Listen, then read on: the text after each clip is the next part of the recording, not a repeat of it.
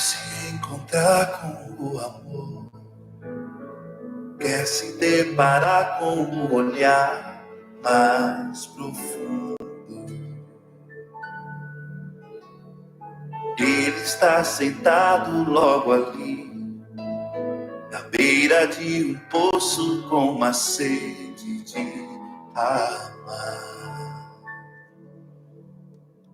Bom dia, povo santo. Sentar naquele poço e dar de beber ao Deus vento. Parece que o poço é fundo, mas se conhecesses o dom do Deus sedento, do Deus sedento, sede de ganhar teu coração, sede de que tenha sede dele, sede de ganhar teu coração. Mas quer fugir, mentir, se esconder, se isolar, mas no fundo do poço é fundo, tem medo de enfrentar. Vai lá.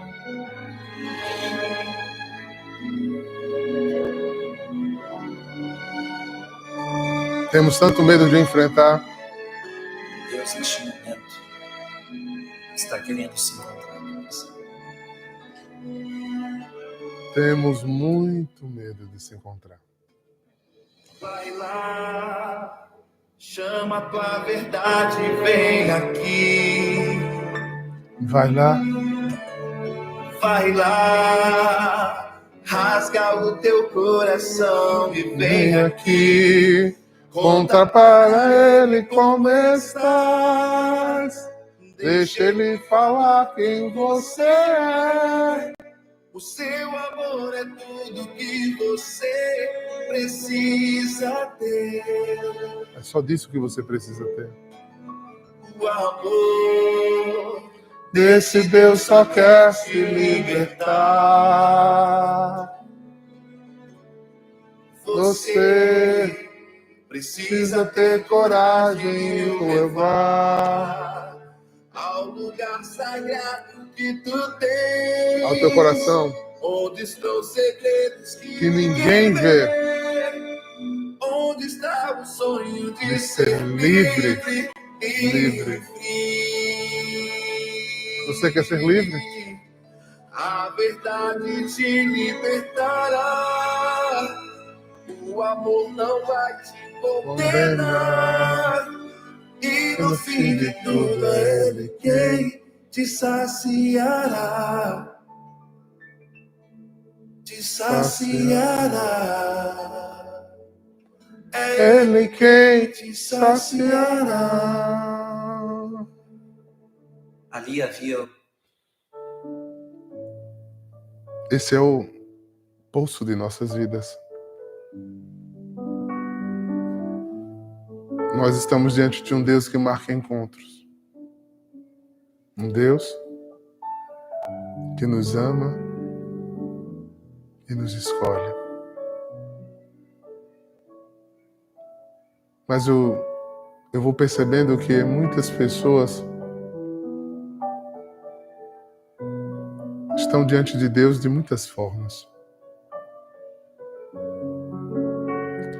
Encontradas, desencontradas, fugindo de si mesmo. Desculpa.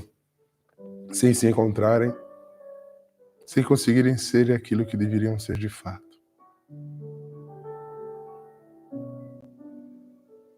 Porque os amores que provou na vida fez sua casa ruir.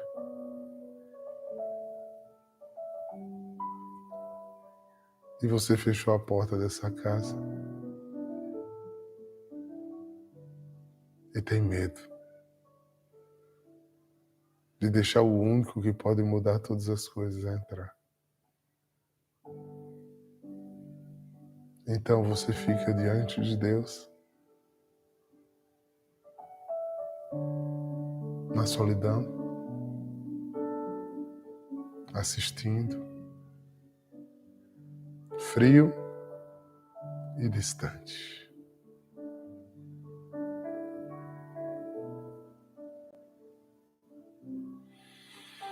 Pense nisso. Uma reforma pode bagunçar muitas coisas, mas sem a reforma não ficaremos melhores. O poço é o lugar do encontro, mas não é o porto. O poço é o lugar do encontro e do diálogo transformador, capaz de você largar o que tem para se transformar em outra coisa. Que Ele, entrando na tua casa, esculpirá e restaurará.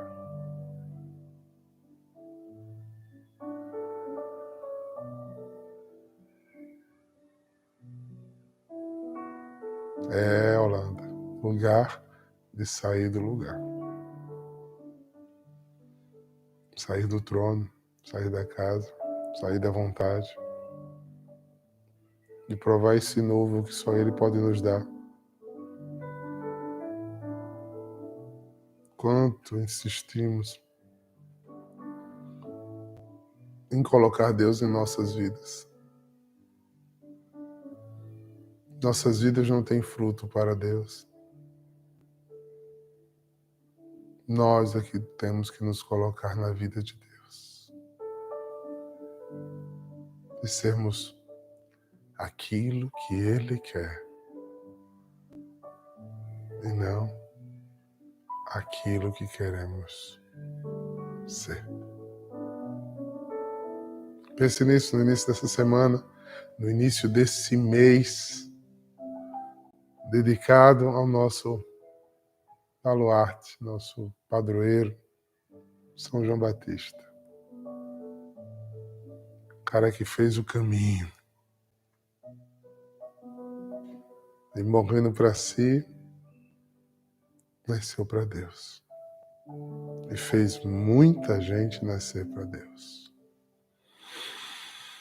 Bom dia! Bom dia, bom dia. Depois da emoção de ontem à noite, onde os milagres vão acontecendo para a glória de Deus, e a gente fica observando Deus agir pelo intermédio dos homens. É uma graça, né? Meu coração entra em festa. Gratidão e oração. Porque assim está sendo guiado a casa, construída a casa, forjada a casa. Ele é o dono de todas as coisas. Que bom que Ele está no comando.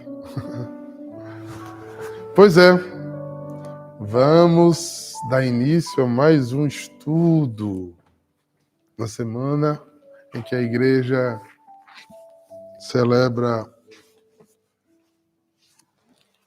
o diálogo interreligioso, onde a igreja prepara uma vigília para Pentecostes, o surgimento da própria igreja. A igreja se forma a partir do derramamento do Espírito. Nós somos chamados a meditar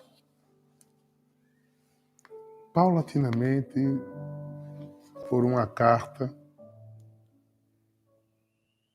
Depois da de Romanos, para mim, as duas cartas mais encantadoras dos escritos de Paulo. Carta de São Paulo aos Coríntios. Corinto era uma cidade cosmopolita para sua época, cheia de interferências culturais, helênica, cheia de cultos, cheia de prostituição. Coríntios era uma cidade muito avançada para a sua época. Paulo chega em Coríntios e anuncia Jesus Cristo, Deus vivo. E ali gera uma comunidade que deu frutos por um tempo, mas também teve muitos problemas. E ela não perseverou, essa comunidade. Depois de 20 anos da morte de Paulo, essa comunidade fechou. No introito dessa Bíblia aqui, ele diz assim: Paulo escreveu essa carta aos cristãos da cidade de Corinto, a fim de tratar de vários e sérios problemas que tinham aparecido na igreja. O próprio Paulo havia fundado a igreja de Corinto na sua segunda viagem missionária, quando passou 18 meses naquela cidade. Havia problemas a respeito de doutrina da vida cristã. A igreja tinha se dividido em vários grupos. Paulo procura levá-los a resolverem suas diferenças e a voltarem a ser unidos como uma igreja de Cristo deve ser. Os cristãos de Coríntios haviam escrito a Paulo pedindo sua opinião sobre vários assuntos. E isso aqui é interessante porque, infelizmente, se perdeu. Eram 4 cartas. Houve uma primeira enviada a Paulo, houve a primeira resposta de Paulo. Aí houve uma segunda enviada para Paulo, houve a segunda resposta de Paulo, terceira e quarta. Aqui estão dizendo que a primeira carta ao Coríntios, na verdade, esta é a segunda. E a segunda que nós temos aqui, na verdade, é a quarta. Se perdeu a primeira e a terceira. E também não temos a carta deles para Paulo, que ia nos orientar muito bem e entender o que eles estavam perguntando tanto a Paulo. Quem sabe um dia a gente, esses achados arqueológicos, acham essas cartas, né? Acham esses escritos. E vai ficar tudo bem mais claro. Mas com o que temos, né?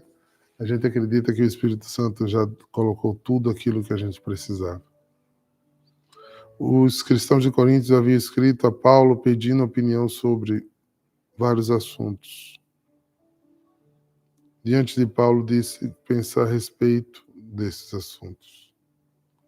Uma das questões mais discutidas a respeito é dos dons do Espírito Santo, assunto tratado do capítulo 12 ao 14.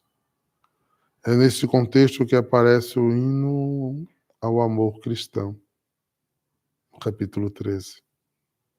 Uma das passagens mais conhecidas dos livros. O capítulo 15 aproveita para esclarecer a doutrina da ressurreição, além das questões a respeito de doutrinas. Paulo se preocupa também em oferecer a eles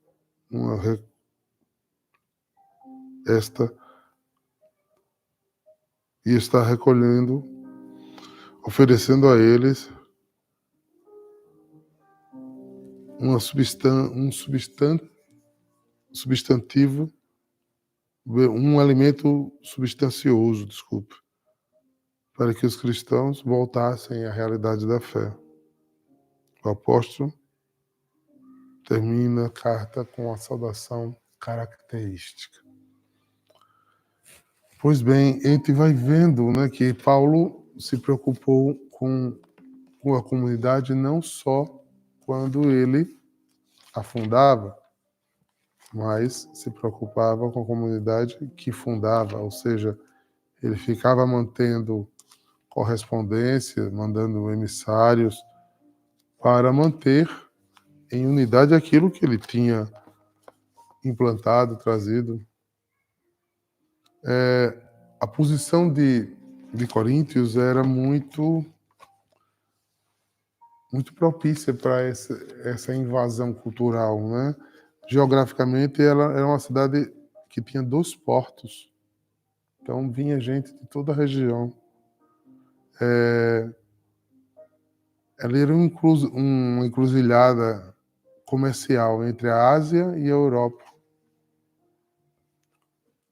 Tinha sido tomada pelos romanos no ano de 147 e foi reconstruída com grande esplendor em 45, isso tudo antes de Cristo. Era dotada de construções, né, suntuosas, romanas, belas, e pela facilidade do porto,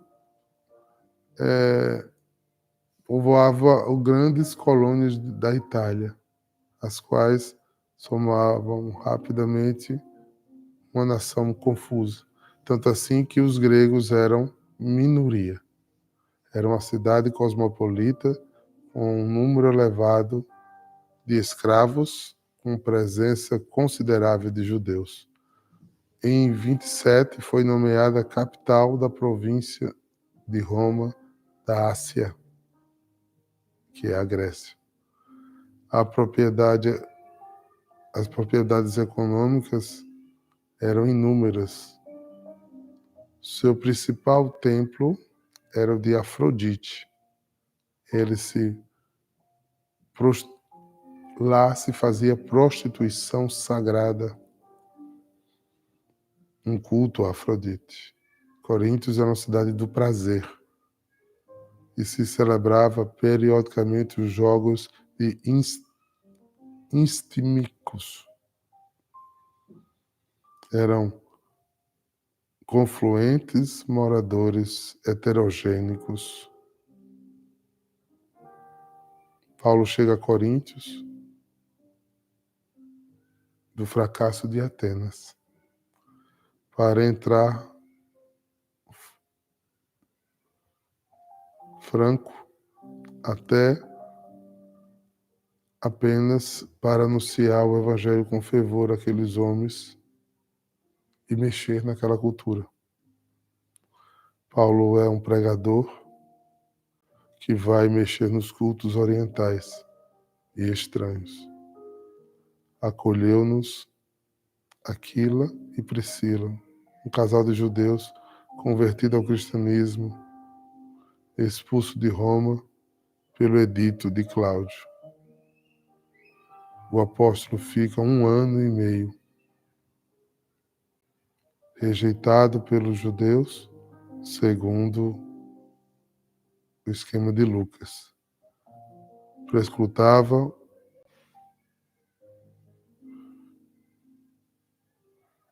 recrutou convertidos e, sobretudo, entre os plebeus e escravos da cidade, e os preparava para formar uma comunidade cristã.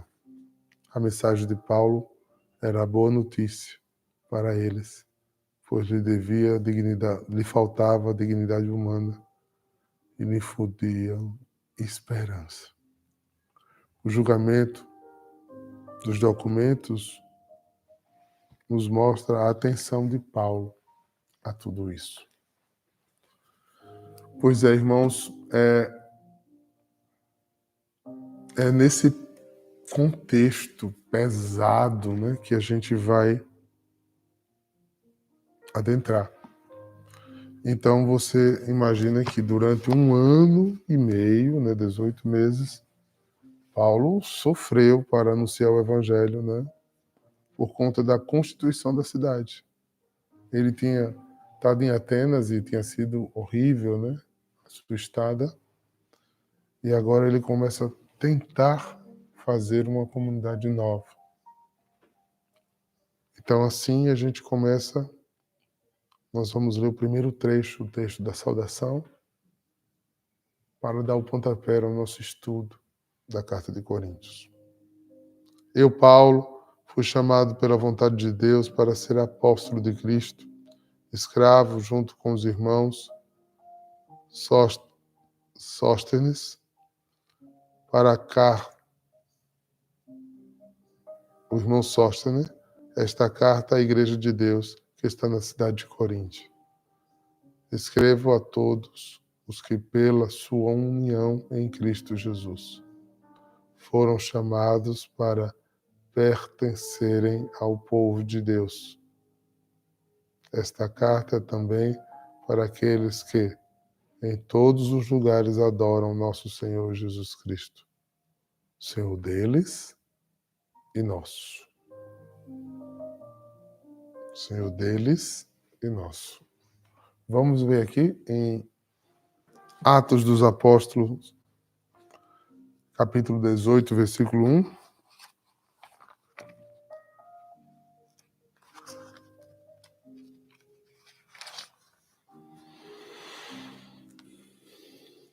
Paulo saiu de Atenas e foi para Corinto. Ali encontrou judeu chamado Áquila, natural do Ponto, e sua mulher Priscila, que há pouco tinha chegado da Itália, porque Cláudio havia expulsado de Roma todos os judeus. Paulo foi ter com eles e como fosse da mesma profissão, alojou-se em sua casa para trabalhar. Era fabricante de tendas. Todos os sábados discutiam na sinagoga, tentando convencer judeus e pagãos. Quanto a Silas e Timóteo, desceram da Macedônia. Paulo dedicou-se a pregar, afirmando diante dos judeus que Jesus era o Messias. Mas como se opuseram e o injuriaram, sacudiu o pó da roupa e disse: Vós sois responsáveis por vosso sangue, e eu, inocente daquilo que enfrento, me dirigirei aos pagãos. Saindo dali, foi à casa de um homem religioso chamado Tício Justo, que morava junto à sinagoga. E aí vai. É bom a gente ver como, às vezes a gente pensa que o anúncio do evangelho é fácil. Não, irmãos. O anúncio do evangelho é exigente e muito forte. O evangelho aqui é sofrido, né? É pesado você ver Paulo discutindo com judeus, falando com o povo eleito, dizendo: olha, nós precisamos. Jesus é o Messias, é o Hamashi, é aquele que veio, que vem. Ou seja, que trabalho árduo, né, gente? Que trabalho árduo. Essa carta já foi escrita no tempo, ele já tinha vivido tudo isso. A comunidade já estava formada, tinha alguns, né? Sabemos que eram mais de escravos, né? É mais de escravos. Ou seja, os ricos da cidade não aderiram a Paulo. Os judeus da cidade não aderiram a Paulo. Os romanos da cidade não aderiram a Paulo. Mas nem por isso Paulo desistiu. Até faria uma pergunta: você desiste quando as pessoas não aceitam o evangelho de Jesus que você anuncia? Você desanima? Tomemos o exemplo de Paulo, que nunca desanimou diante dos desafios. A gente vai ler até o versículo 9, e a gente para hoje por aqui, que é sempre a primeira aula de introdução. Bênção por meio de Jesus. Eu sempre agradeço ao meu Deus por causa da graça que Ele tem dado a vocês por meio de Jesus Cristo. Por estarem unidos com Cristo Jesus, vocês foram enriquecidos em tudo, tanto no dom de anunciar o Evangelho, como no dom da sabedoria espiritual. A mensagem a respeito de Cristo está tão firme entre vocês que vocês têm deixado de receber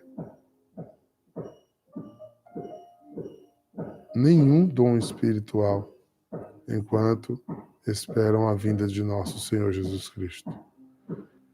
Cristo vai conservá-los firmes até o fim, para que no dia da volta de nosso Senhor Jesus Cristo vocês não tenham culpa de nada.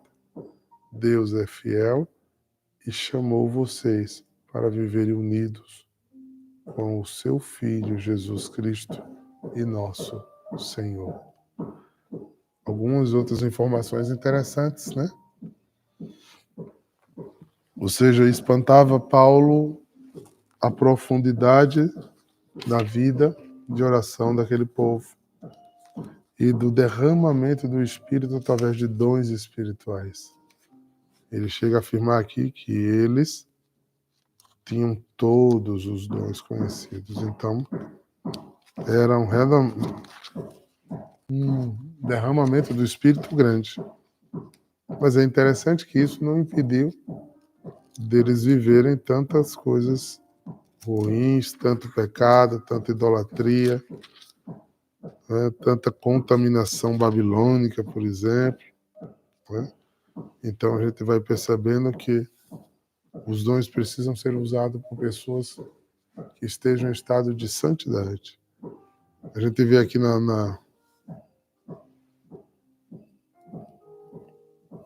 de 4 a 8, ele tem uma explicação dizendo assim, ó, no rodapé. A costumeira ação de graças se concentra em dons particulares com que foram enriquecidos os carismas de falar, de entender, dos quais se ocupara na carta no capítulo 12 a 14. Estes carismas têm uma função no presente para ficar a orientação e submeter a manifestação da unidade com Jesus Cristo até o dia final. O testemunho de Cristo equivale ao Evangelho proclamado, recebido, confirmado com os carismas, por sua vez, confirmando os que creem. Então, Paulo vai trazer aqui esse olhar, inclusive para nós, no nosso tempo, que os carismas confirmam, os sinais confirmam, as manifestações confirmam a poderosa grandeza de Deus. Poderosa grandeza de Deus. É muito interessante você entender isso. E eles faziam, qual era o principal? O anúncio, ou seja, o dom da palavra. Depois o dom de interpretar a palavra, de falar com eloquência, ou seja, o dom de sabedoria. E assim ele vai falar de todos os outros dons. Por quê? Porque vocês percebem que foi muito difícil o anúncio nessa cidade de Deus. Abundou esse povo de dons exatamente para que não lhes faltasse nada para o anúncio. Então, oxalá que Deus nos abunde dos dons necessários para que não falte nada para o anúncio. Que, pelo contrário, a gente consiga caminhar na graça e no conhecimento do Senhor aos lugares mais altos. Aos lugares mais altos. Vamos aprender com esse povo a respeito de Jesus. Vamos aprender com Paulo o anúncio, o louvor, a ação de graças, o uso dos dons. Vamos aprender com com a palavra de Deus, a sermos Mesmo mais na fortes tempestade, nas tempestades, nas dores, nos sofrimentos, mesmo que se agite um mar, na frieza do coração, te na crise, te louvo nas em doenças físicas, verdade. nas doenças psíquicas. Vamos aprender com eles. Mesmo longe dos meus, mesmo na solidão, Exatamente. te louvo, André, te louvo. te louvo em verdade. Vamos começar assim, essa semana, dizendo: pois somente eu tenho a ti, a ti. Tu és a minha herança. É nossa herança, Te Maiara, louvo, irmã Kiara. te louvo em verdade. Que o nosso coração seja eternamente grato a Deus. Pois somente eu tenho a ti. A ti. Tu és a minha herança. Te louvo, te louvo em verdade. É verdade, Ju. Que Deus nos dê coração agradecido por tudo que o Espírito Santo faz por nós. Faz em nós. Que o Senhor os abençoe, os guarde de todo mal e os conduza à vida eterna. Em nome do Pai, do Filho e do Espírito Santo. Amém. Uma santa semana, um santo estudo sobre Paulo nas cartas de Corinto. Um abraço, comunidade de João Pessoa, na Casa Mãe de Pentecoste, Mãe da Promessa, São Miguel.